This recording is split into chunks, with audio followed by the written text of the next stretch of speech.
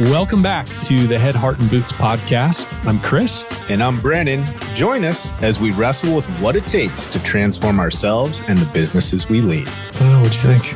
I don't know, it's kind of serious. Should we laugh? Hey, man, we got a special guest today, don't we? We do. So, hey, everybody. We're here with Jeff Moore, president of ATI, board member at RIA, and probably has a bunch of other titles we're unaware of. But we've got an interesting conversation teed up with Jeff. So super excited to have him. And before we get into that, we've got some sponsors to thank. I'm gonna do CNR this time, dude.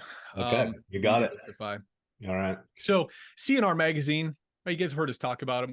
We're advertisers in CNR, and it's been good for our business. It's lifted our podcaster listenership, and it's driven clients to us. It's been awesome. And Michelle and her team, she's building a world-class team over there, and it's obvious, right? They are the premier publication for our industry. It's been fun to watch her grow. And I mean, the articles, I was just reading through the March, April edition.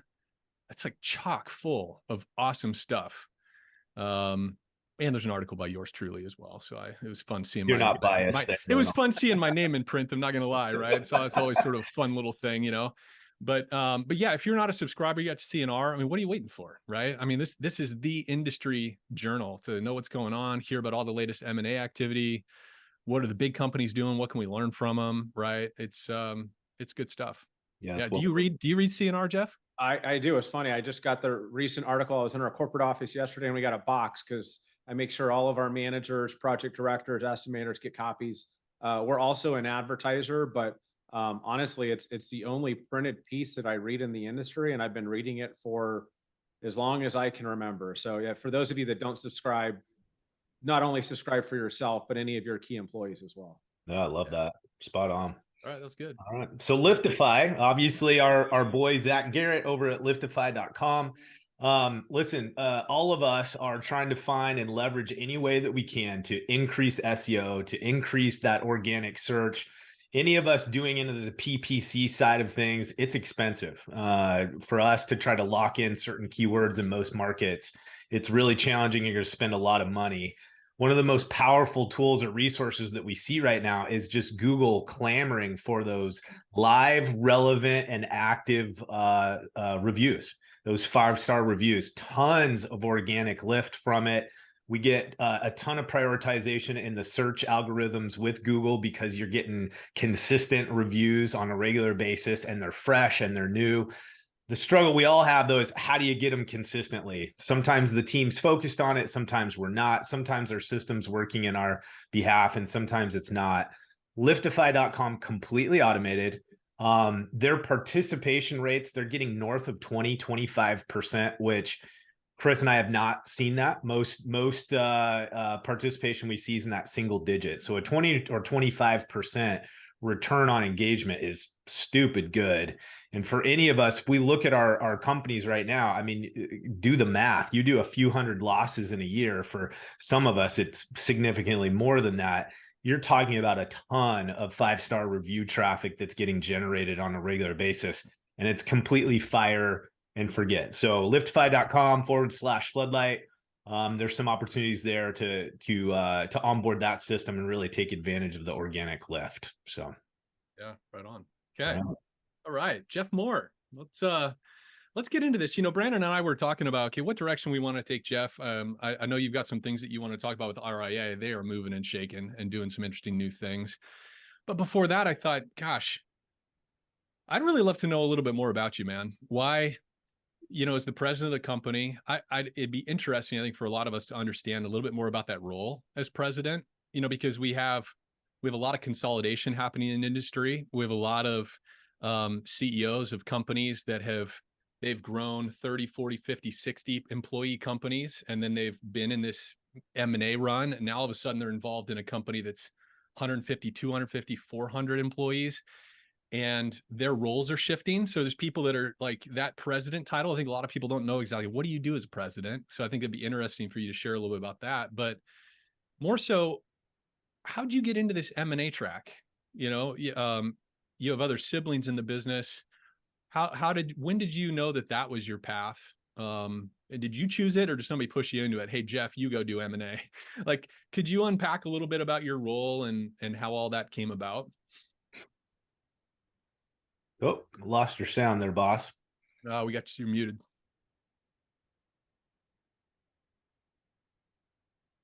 Any better now? There we go. First of all, Brandon, Chris, thanks for having me on the show. Yeah, I mean, I guess to start off with, how to get into this M&A world. I think it just, I don't know that we clicked a button or anything. I think it just naturally happened. I've always, I'm on the board at RA now. It's my second run at the board. I was on the board 8 to 10 years ago. So I've always been, I'd say, more closely aligned with restorers, vendor partners, probably more so than even my siblings. And so I've always kind of run in that realm. I've always been friends with my competitors. I remember when we did our deal with private equity, one of the things I had talked to them about as we were going down this path was I was talking to them about other restorers, and there was a few, some of them really large in the industry, where I'd been friends with them for 10, 15 years. I'd been to their houses. I'd met their wives and their children, just friendly competitors. Whether one of them, I actually remember I met at my CR class. And so I did a lot of advanced training. And so I met a lot of people in the industry. And as we were talking to private equity, I think they kind of shined the light on Jeff's knowledge of other restorers was pretty powerful. And this could be a role that you could play in, because at the time, honestly, I was managing sales and marketing for the company, which I no longer do. And so I kind of moved into this acquisitional role that, before private equity, it didn't exist. We weren't buying companies. Our risk tolerance was nothing. It was one of the reasons we went down this path. And I think just with the relationships I had built going through classes, supporting the industry, being on the RIA, or just relationships I'd forged over time. And I think it just organically, naturally occurred. And honestly, if you would have told me I'd be doing this 3 years ago, I would have thought you were crazy, because I was running with clients and, elbow rubbing with adjusters and TPAs. And I was spending my world in that arena, not with what you and I would consider my competition. And that's where, I built some really deep relationships. So it just organically happened. It's been really exciting. And when you say that ATI, the risk tolerance was nothing, talk about that a little bit. Like, so before you guys got into the private equity relationship, what does that mean? You guys were just super risk averse and super conservative, or what? In some senses, yes. Overall, I would say no. Obviously, we grew exponentially. So when I say risk adverse, my dad's philosophy, he founded the business, was he never wanted to borrow a dime. He didn't want to borrow money to finance a truck. He didn't want to borrow money to finance anything. And, funny story, when it comes to an acquisition, we only looked at one company in our first 30 years of even considering an acquisition. It was never on our table. And it was after Hurricane Ike. I remember my dad and I flew to Houston. It was someone that he knew back in his Houston days. And this guy was doing $10 million in revenue. EBITDA, I didn't know what EBITDA was until like 3 or 4 years ago. Now I talk about it all the time. And this guy was effectively, he's making about $1 million a year in his business off $10 million in revenue. He was at retirement age. He didn't want to sell the business. He basically wanted to give the business to ATI. We were in Houston. The guy had known my dad for 40 years. And I remember when my dad and I walked out of the room, we're like, we looked at P&Ls, obviously in confidence. I don't even think we had an NDA at the time. And my dad looked at me, he's like, that guy is crazy. If he thinks, or he only wanted $1 million for the business. He was making $1 million a year. What I know now, that was one of the most moronic things that we never did. And it was because our risk tolerance, we had never acquired anyone. So how would we even validate whether the financials were true? And we walked out of there and said, it's fascinating. It's exciting. We'd love to buy a business in Houston, but we don't know anything about acquiring a company. And then this guy wants us to pay him $1 million. Like, my dad didn't want to take out a $10,000 loan to buy a truck. And this guy wants us to pay him $1 million to take over his company. It was just so foreign and fathom to us that when I say risk adverse, we had opened all of our offices organically. Like, okay, let's go plant a flag here, not spend millions and millions of dollars. So in certain senses, we took on a ton of risk to grow and expand, but in a different way than what a lot of the larger the M&A world is doing now through acquisition. It was just such a foreign concept to us. And so when I say risk adverse, like our risk tolerance was nothing, because we literally gave that deal zero consideration once we closed that door out of that bank. That's amazing. Wow, Like looking man. back now, you're going, oh my gosh, Oh, we basically would have stolen that we would have business. stolen it. Yes. I mean, Yeah. literally, I mean, if you think about it, if the guy was really making $1 million, let's say he was halfway full of crap and he only made $500,000. Well, I would have made my money back in 2 years. I mean, I think any one of us, if we could invest $10,000 and be guaranteed that we're going to get that back and we're going to get $10,000 every single year in perpetuity, any Yeah. one of us would make that investment. Oh, Right. man. You do Right. whatever you had to do to find that money, right? Absolutely. I would have borrowed to borrow and done everything I could. But again, it was just so foreign. That honestly, I think that's the scary thing with M&A. Even a couple competitors that I still talk to, actually at the recent RA event, a couple of them were asking me about expanding into new markets. I said, I don't care how big or small you are. If you think you need to expand in an adjacent market, you ought to consider M&A. And I'd happy to give you some advice on what to do it, but you don't have to go buy a $10 million company. You can go buy a guy or a gal that's doing $1 million a year in revenue, and whether they're making $50,000 a year or $200,000 a year, there's a way to structure it to where it's a win-win, and you don't have to take all the risk yourself and leave your family to go 2 hours down the road. There's ways to do deals that aren't going to cost you an arm and a leg. So interesting. Has most of this been a crash course for you? Like, as just basically you're being asked to do it more and more, and so you're just garnering all this information and learning through hard knocks, or what was the lead up to that? It's definitely been hard knocks. It's been trial by fire. As one of your questions is, what do I do as president? I'd say I've got two titles, president and chief acquisition officer. I'll tell you, I spend 95%, maybe 90% of my time in acquisitions for ATI. So I am spending a bulk of my time. When I first started doing this, I read books, I listened to podcasts. I just tried to learn, and I learn on every deal. I'm still learning on every single deal. So most of it's trial by fire. And I've built a team around me that, honestly, with the exception of maybe 2 people on my team, I've probably got 10 team members that help me, and they do that full time. 2 of them come from what I'd call a traditional M&A background. The rest of us are good old guys and gals that grew up in the restoration business. They're learning by trial and fire, just like I am every single day. The rest of my time as president, honestly, I sit in on board meetings. I get general updates on the business, but day-to-day operations, I have like next to no involvement in everything that's going on, just because I'm more there in a strategic role and an industry liaison through my involvement with RIA. I probably spend more time working on the industry as a whole than I do on the day-to-day business of ATI. God, what a wild shift.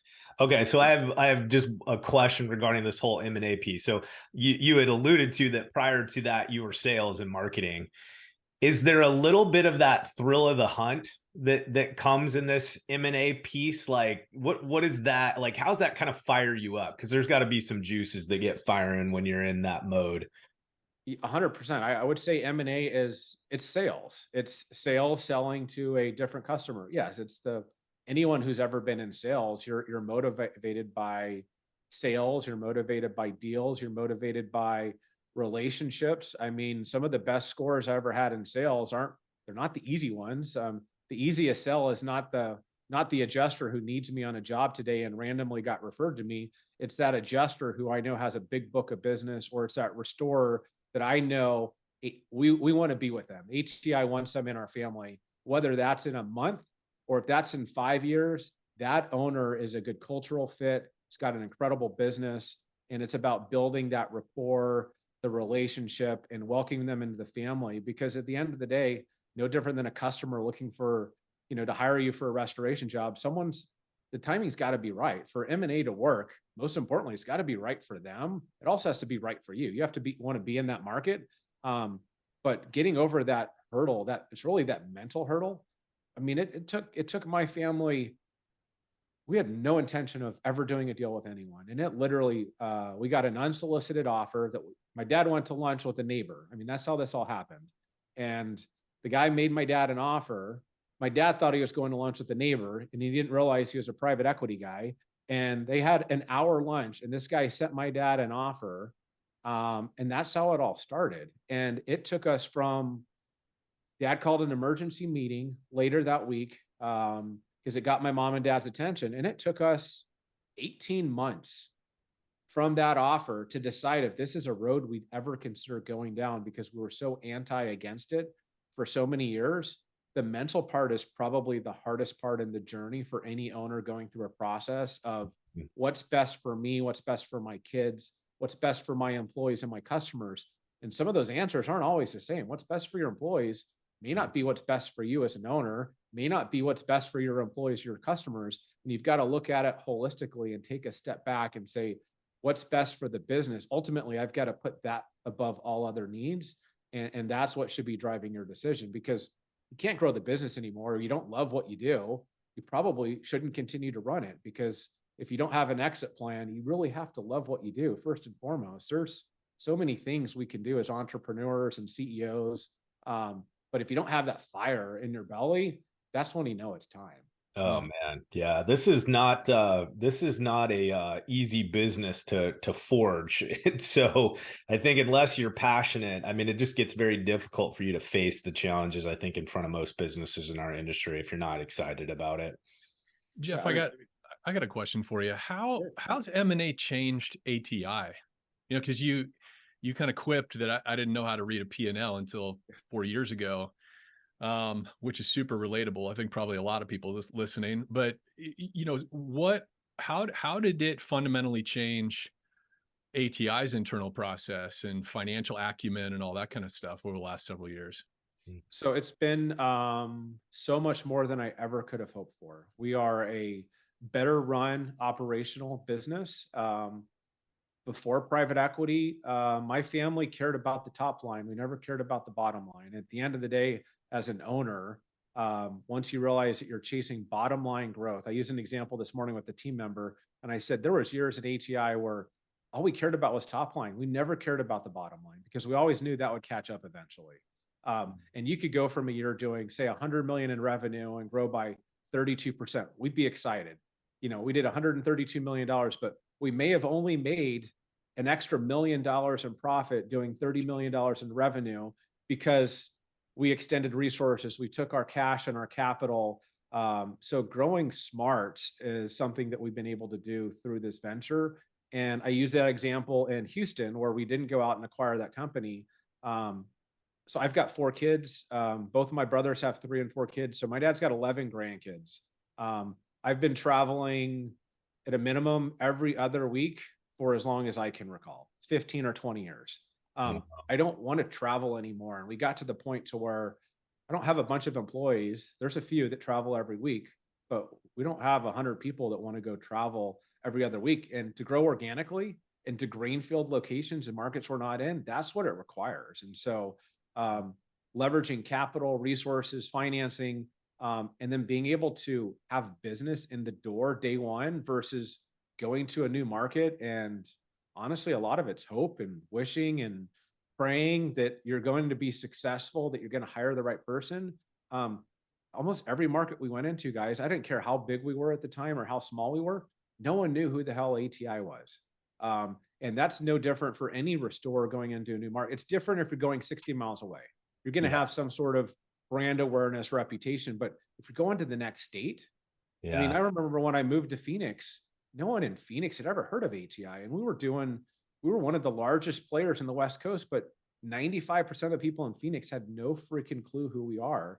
And so greenfielding is so difficult. I tell any owner that if you're going to go greenfield an office, you're going to hire C people, C players. You're not getting A players, because if the market doesn't know who you are, guess what? The project managers don't know who you are. Biz dev people don't.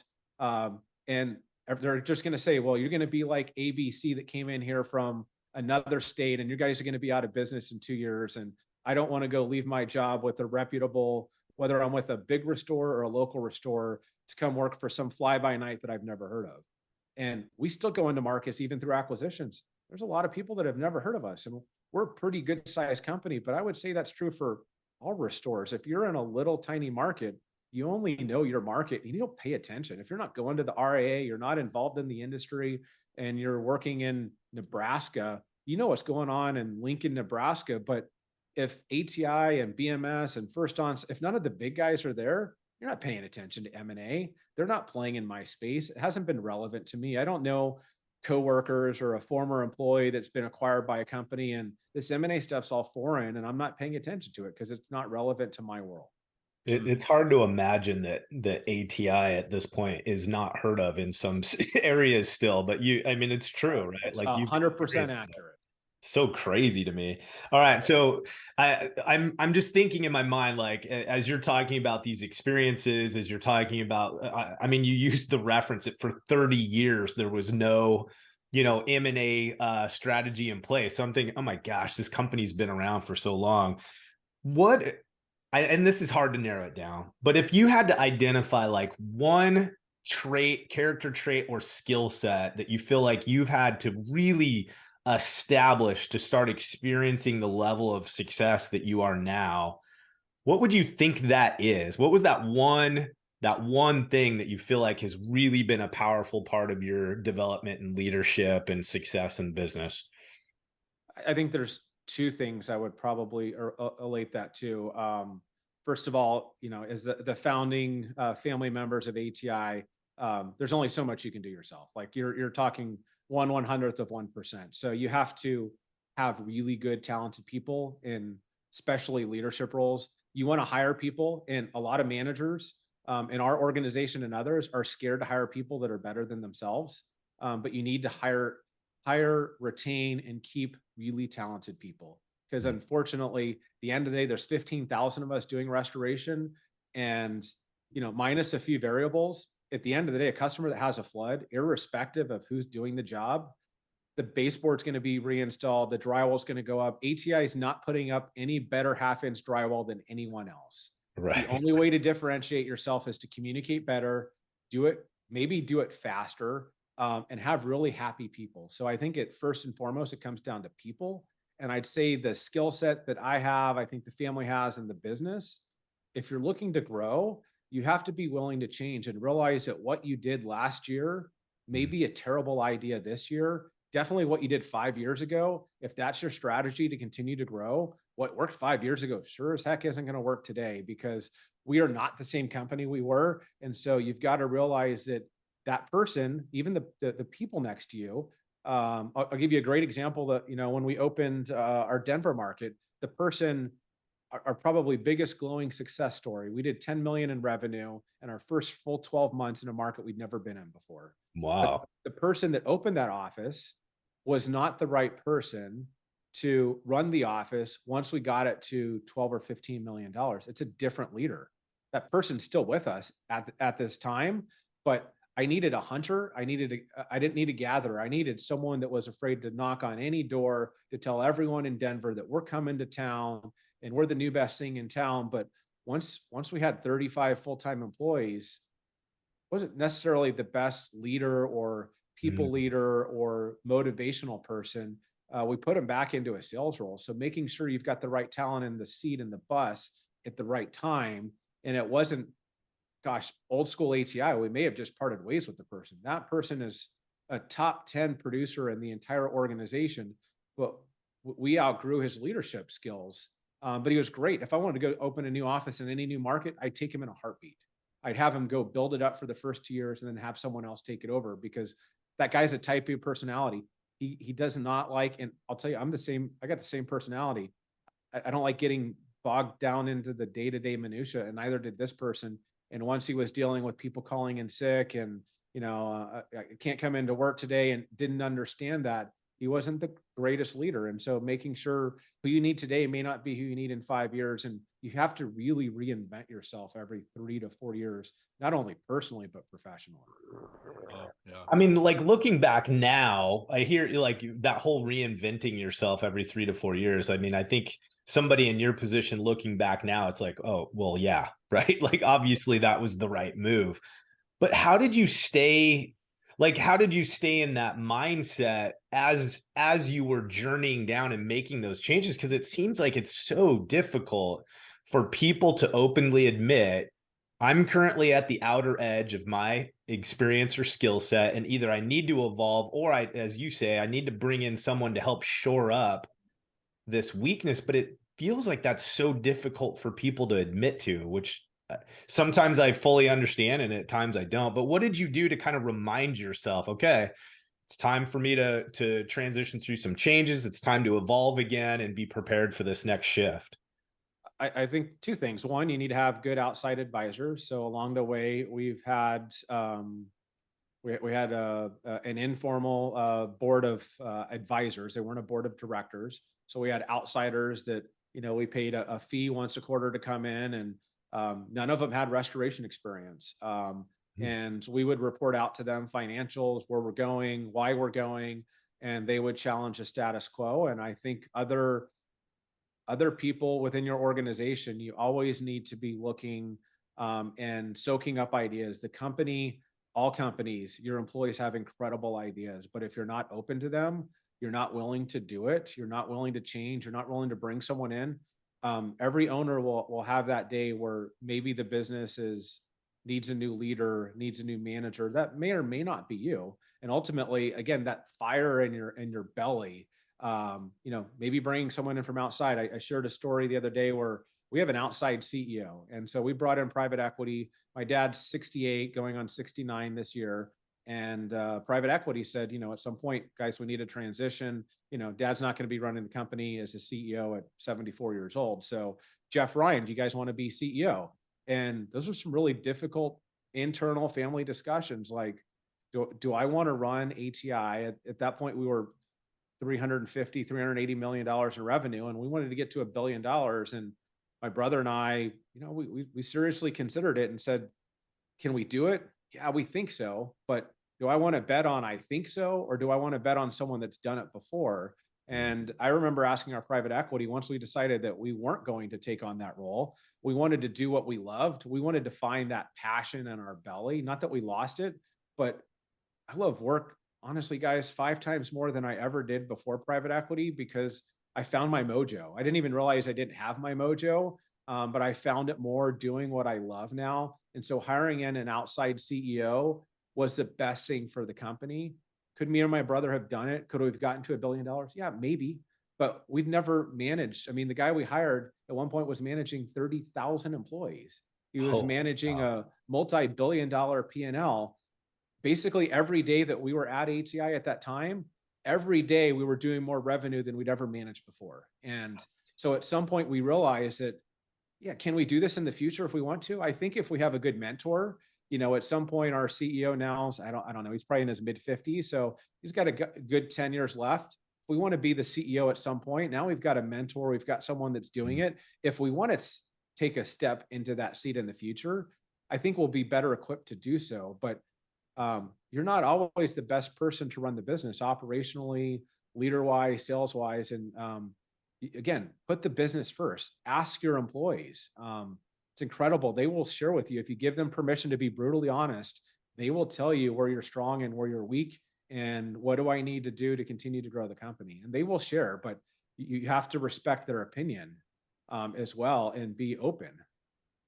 Jeff, one of the themes I'm hearing is, it would seem from the outside, and Brandon and I have had the opportunity to engage with some of your downline leaders, and I think across the board we've been really impressed by the caliber and the culture, the way people talk, right? The language, the way people talk about the work and the business and everything else, and the way that you reference sort of this building this business with the family. It sounds to be relatively drama-free. And I can't imagine if there was a huge amount of drama within the family that you'd be experiencing the kind of success, just outsized success you guys are having now. How do you guys do that? Because there's a lot of people there's a ton of people in the industry, right? Where there's succession planning happening, there's parents passing the business to their kids. And it's hard. It's hard for a lot of families. Like, how do you guys keep that straight and still like each other and all those things? So us, we are a closer family because of the company, and we'll never lose sight of that. I think as you're small, working with families is challenging. I met my wife at ATI, and once I asked her to marry me, I told her that I'm not working with another family member, and you can choose the job, or you and I can get married, but I work with enough family members now. And one of the things we did early on, we used to allow a bunch of family members in the business. And I think one of the good things that we did was we limited it to me, my 2 brothers, and my dad. We've got one cousin still left, but running a business with family gets very convoluted. I mean, my dad's had to fire his brother. We've had to fire my uncle, my mom's little brother, along the way. So things happen. And so that's where it gets really convoluted. But as you grow and the more you're stepping on each other's toes, it's impossible. It really is if you've got to have one leader, that's got to be the final decision. And the more you can find an avenue in the business, so you're not always contradicting each other. Because if you do, that's seen throughout the entire organization. And we've been really good. I've had both of my brothers at one point have reported to me. My dad's philosophy when we came out of college or junior college, whatever it happened to be, was you can't work directly for me. Eventually, as you move up in the company, that's different. So we all.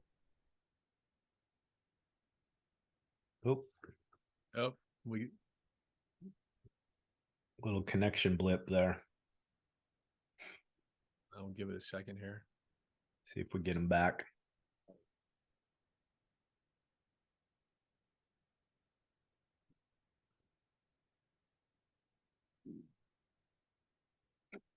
Well, God, man, what an opportunity. This is so fun. Hearing some backstory. Let's see. Do we have a text for him? I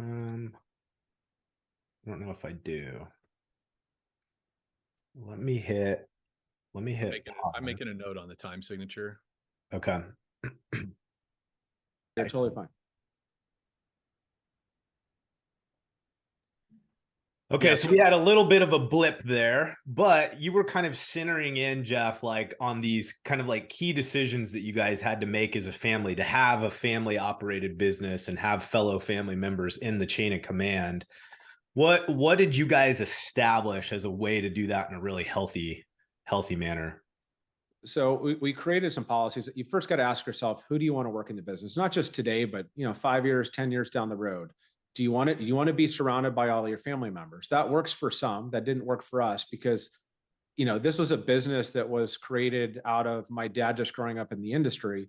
And for us, family and relationships are so much more important than working with aunts, uncles, cousins, because at the end of the day, I think we can all admit most employees don't end up working with you until 65 years old. So the reality is, if that's a bunch of family members, you've got to do what's right for the business. And that could be firing your brother, firing your aunt, your uncle, your cousin. And that's tough for them. That's tough for you.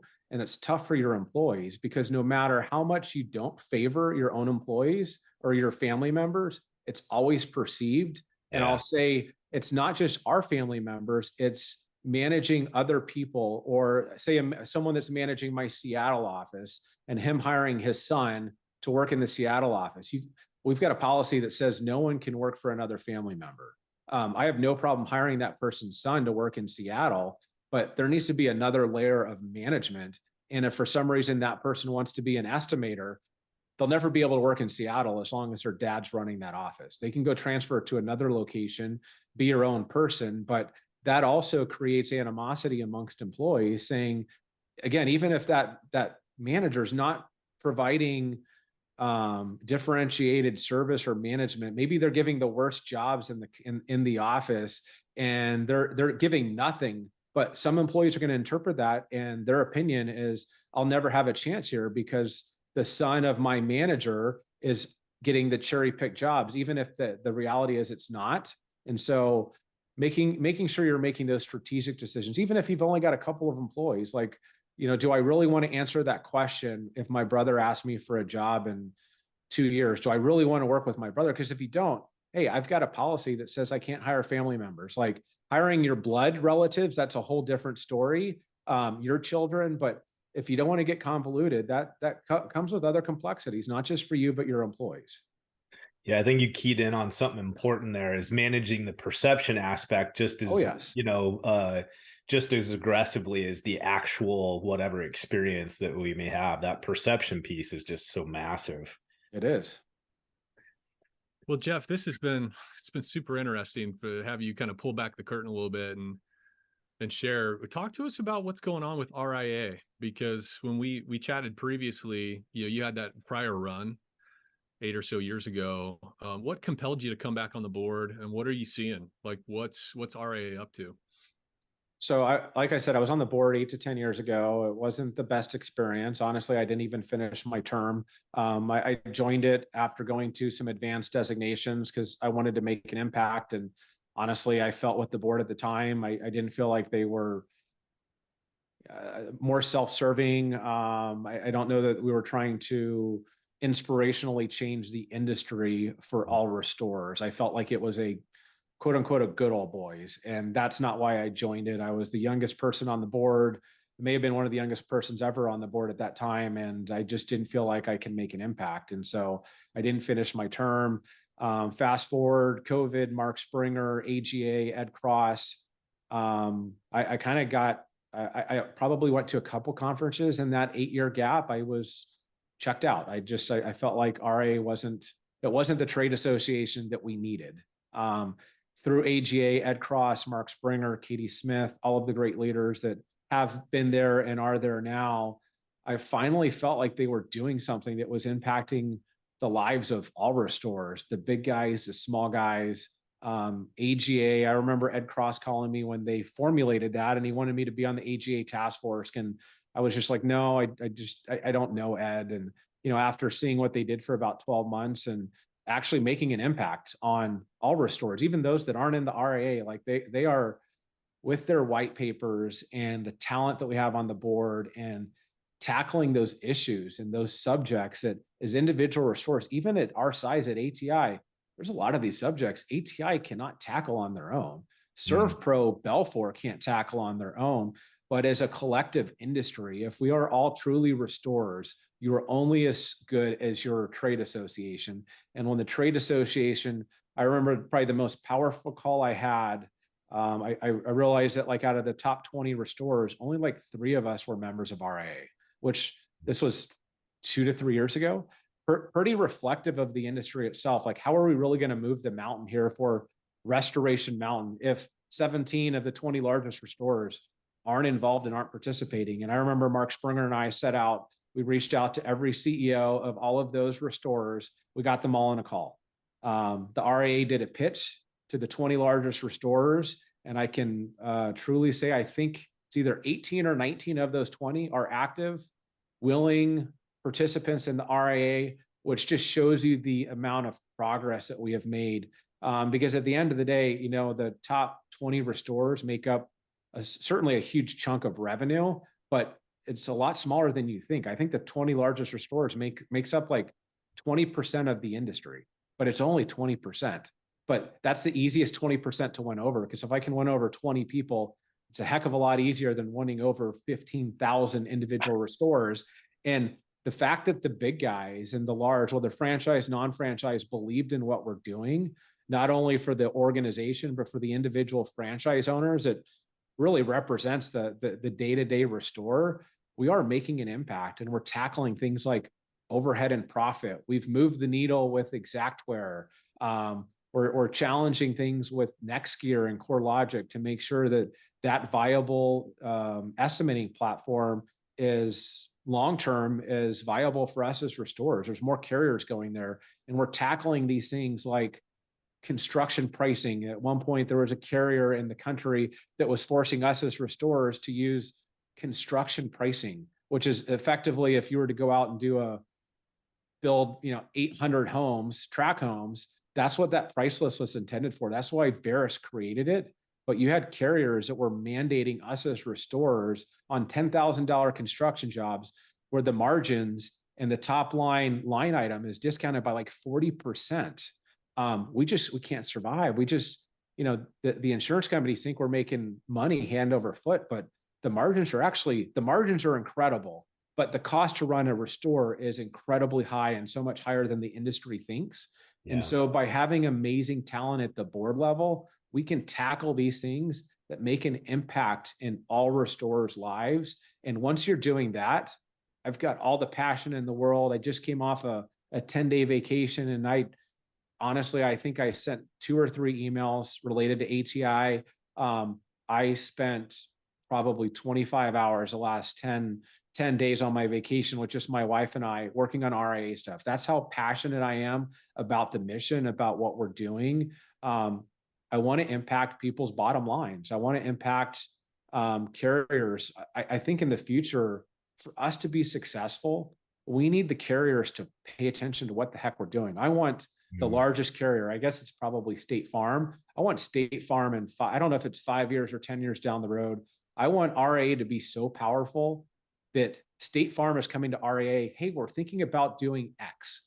What is the RA stance? And if we can get that, imagine how much more leverage we have as an industry. Imagine how much more margin we will have as restorers, and we won't have that individual pushback, because at the end of the day, there's always someone willing to do it for cheaper. There's always going to be someone willing to do it for not 10 and 10. There's going to be someone that's willing to do it for 30% less Xactimate pricing. And as long as we're doing that, we're not acting as an industry. We need to have the whole perspective. And to be an industry trade association, we have to represent everyone, restoration rebel or not, pro TPA, anti TPA, chasing, non-chasing. I love insurance companies. I hate insurance companies. We have to represent all restorers, and we need to have one common voice. Right now, our industry is made up like the political landscape in our country, and you've got 50% on this side of the fence and 50% on that side of the fence. And if we truly want to make an impact in the industry, 80% of us need to be saying the same crap. We need to be moving in the same direction. We can disagree whether program work is good or it's freaking terrible, because they're both accurate.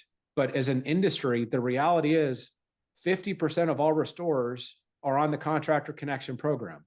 I don't care if you hate TPA work or not. They're a big player in the industry.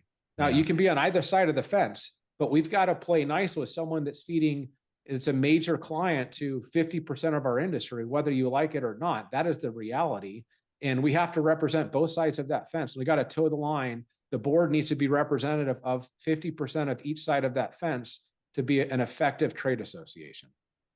When we talked to you the first time, not long ago, about this topic, I mean, everybody listening right now can hear the passion that just fired up. I mean, you were excited to talk about ATI's past, but you just went into a whole different gear when we're talking about RIA. You gave us some numbers that honestly kind of shocked me. And so if you don't mind, can you talk about participation, current membership now, and why it's going to be so critical for the team to continue to make progress? So at the end of the day, we're a nonprofit. We're not making money. We're just looking to have residuals to cover us through another COVID year type of deal. But yes, there's about 15,000 restorers in the United States. We have approximately 1,500. So we represent 10% of our industry.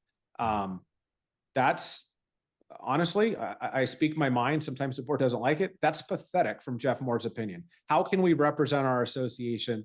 All the restorers listening, if you're a new member, it's like $250 a freaking year. Like, this is not, I don't care if you just started your company, you can afford $250. Like, we need more people to be in the association, because the more people we have, the more funding we have, the more difficult tasks that we can take on. Our last strategic board meeting, there was 20 of us in the room. I think we chalked up 250 strategic ideas that would impact all restorers in the country. We're able to tackle about 10 of them. Because one, budget, one, time, priority. But man, imagine if we had 4 times as many members. We'd probably have 4 times the budget, and we could invest in other things through AGA, Ed Cross, and the things that they're tackling. But when 3 of the 20 largest or 2 of the 20 largest aren't members, and you've got 13,500 restorers, hopefully some of which are listening here and are thinking about joining, you've got to be part of the trade association to make an impact. And there's tons of reasons why you join. First of all, it's a trade association. We're out there fighting on your behalf. The board is incredible. We're all volunteers. We don't get paid to do any of this. This is out of the goodness of our heart that we're trying to make an impact in restorers. But I'll put my CEO hat or my president or my whatever hat you want to call it. At the end of the day, there's got to be an ROI for anything I do. If I'm going to do a trade show, if I'm going to join a trade association, we've got something that's called the Affinity Program. And basically, it's a rebate program. We're hoping to have a big announcement at the conference for those that are there on something that's game changing. But the reality is we've got alliances with about 20 partners right now. We're working with about 10 others, where that $250, if you're a new member, you're going to save thousands and thousands and thousands of dollars. The ROI is like 10 plus fold, even if you're a guy doing $250,000 in revenue with 2 or 3 trucks, pay for the membership, because we will invest that money. And the people like Sunbelt, Large Loss Mastery, Surety, REITs, I mean, I can give you a whole laundry list of people where they're giving you a discount. So let me pick on someone. I'm looking at Sunbelt right now. So they're our longest partner. So if you ever have to rent boom lifts, lighting, equipment, if you're a small guy, you've got to rent, because you go up and down in terms of what your capacity and what you own is. They'll give you a discount. And the standard discount for this program is they are giving us all of these members on average about 10% off. And so as a restorer, you're getting 5% off of whatever you're spending with these vendors. And by the way, they're giving us 5% back to the trade association at the end of the year. That's more dollars I can invest to make an impact into your bottom line. And so what I tell everyone is there's amazing things that we're doing. So you should absolutely join it you can hear it in my passion. But again, I'll put my CFO hat on.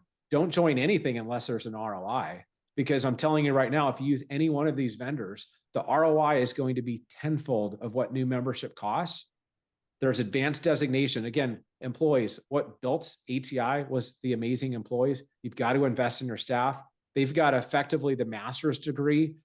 All of us have IICRC trained people. You want to really invest in your staff. You send them to your CR, your WLS, the advanced designations. There's a reason there's less than 1,000 CRs in the country. I think it's probably less than 800 of us that have their CR designation.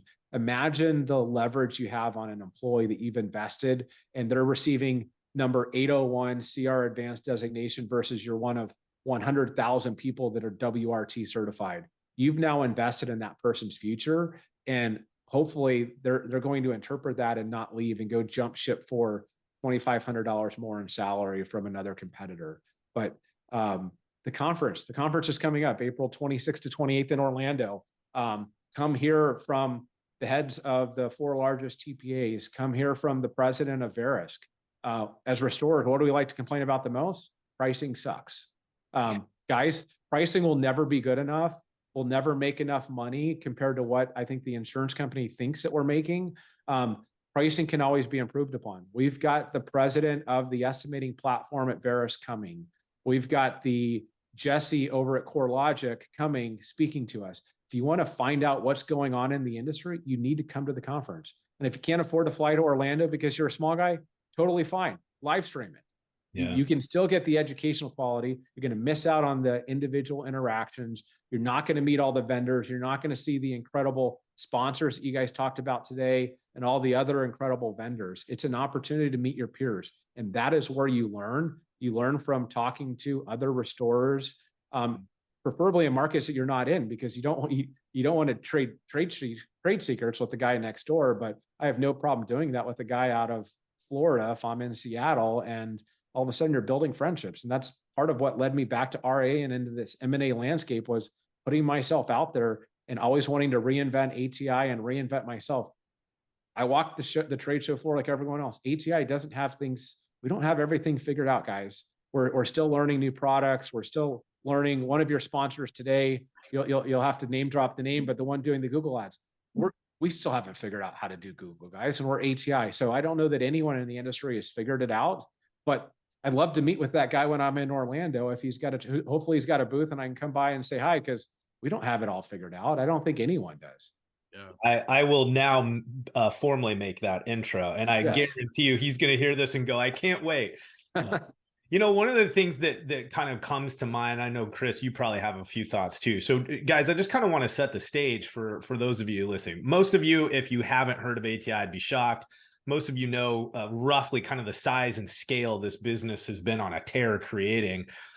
Jeff, listening to you talk about your guys' team and what you guys have focused on and the trajectory that you've been on, there's this huge, overwhelming theme of humility. And the reason I make that comment is, if teams like ATI and you specifically, Jeff, who have in a lot of ways, your guys' company, your business has experienced many things about our industry and the direction that our industry is headed that others have not. Some of it we do share those experiences.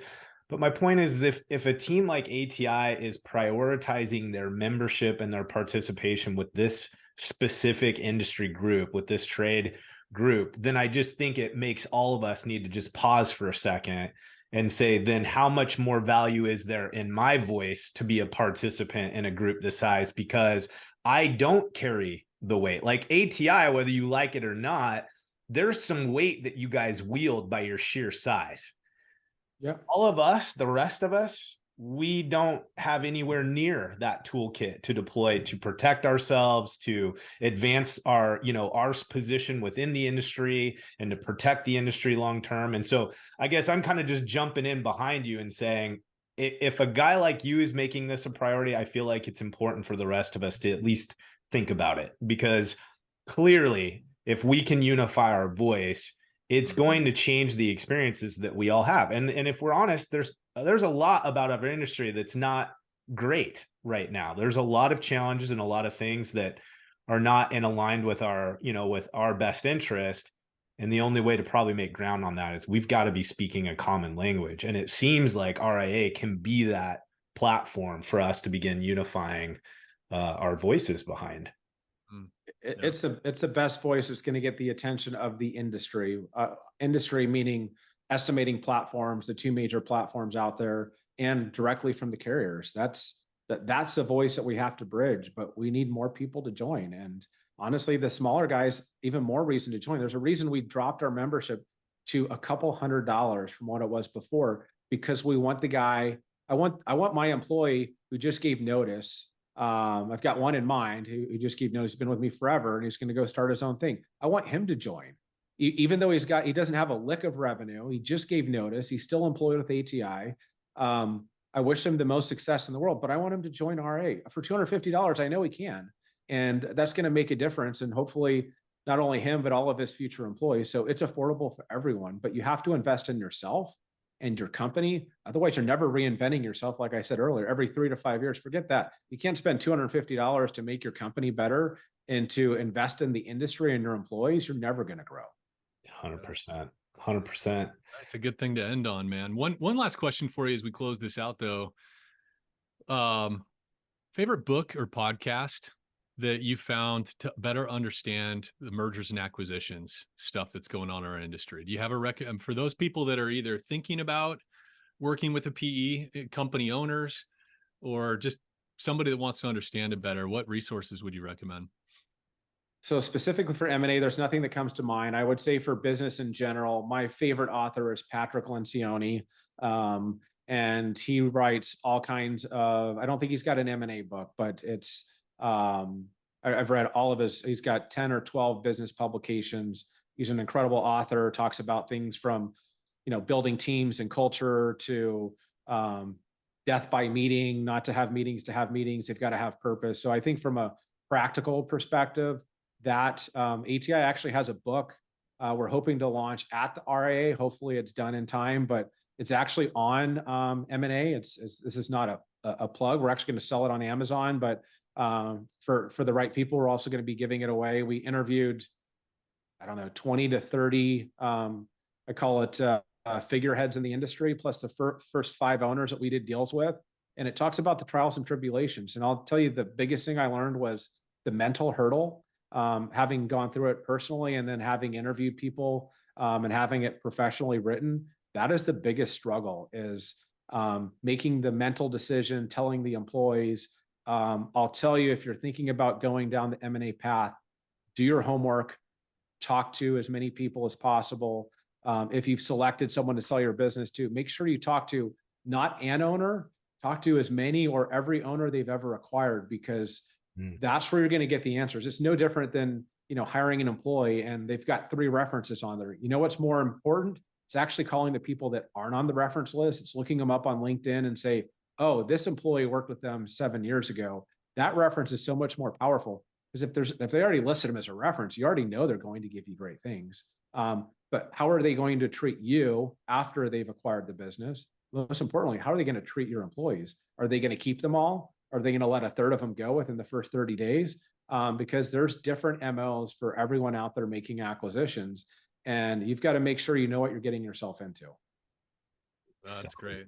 I totally second that Patrick Lencioni reference. One of my favorite books of his is a more obscure one called Getting Naked. Have you read that one? I have.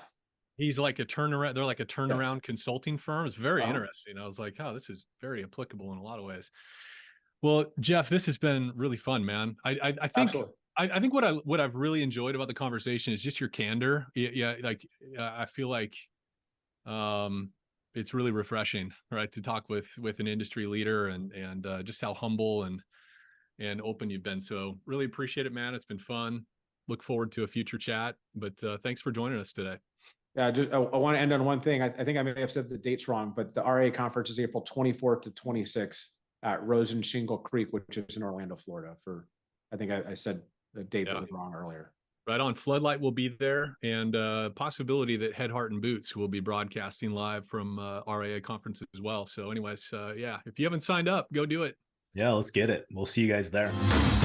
All right, everybody. Hey, thanks for joining us for another episode of Head, Heart, and Boots.